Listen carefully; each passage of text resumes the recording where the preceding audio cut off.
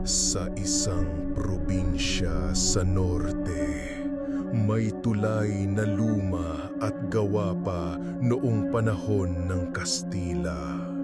Sabi ng mga taga roon, tuwing 12:00 ng gabi, may maririnig kang kaluskos at tunog ng yapak sa kahoy kahit wala namang tao.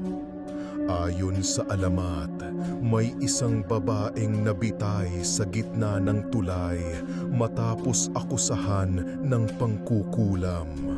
At mula noon, lahat ng huling tumatawid sa tulay kapag sumapit ang hating gabi, hindi na nakakaabot sa kabilang dulo. Si Marco, isang delivery driver, ay naatasang maghatid ng kargamento sa kabilang bayan.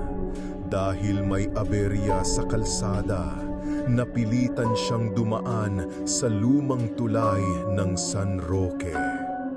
Madilim na nang makarating siya roon at walang kahit isang poste ng ilaw maliban sa mahina niyang headlight. Sa simula, parang normal lang ang lahat, pero pagdating sa kalagitnaan ng tulay, biglang bumigat ang hangin, para bang huminto ang paligid. Habang nagpapatakbo, napansin niya ang isang babaeng nakatayo sa gitna ng tulay, nakatalikod, nakaputing bestida, mahaba ang buhok at nakalugay. Pinag-iisipan niyang bumusina, pero bago pa niya magawa, dahan-dahan nitong humarap. Maputla ang mukha nito at dilat na dilat ang mga mata na kulay itim. Ngumiti ito at sabay sabing, "Huli ka na."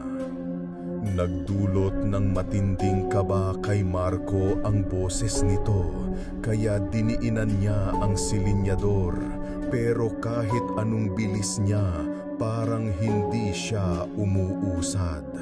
Sa rearview mirror, nakita niya na may mga yapak na tumatakbo sa ibabaw ng kanyang sasakyan, at kasunod noon, may mga kamay na dumidikit sa windshield, nangingitim at puno ng sugat.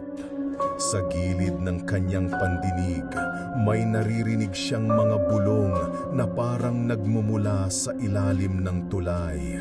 "Sumama ka na, sumama ka na." Biglang tumigil ang makina ng sasakyan sa gitna ng tulay.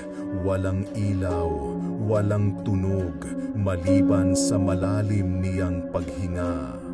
At doon niya nakita, mula sa ilalim ng tulay, umaakyat ang mga kamay.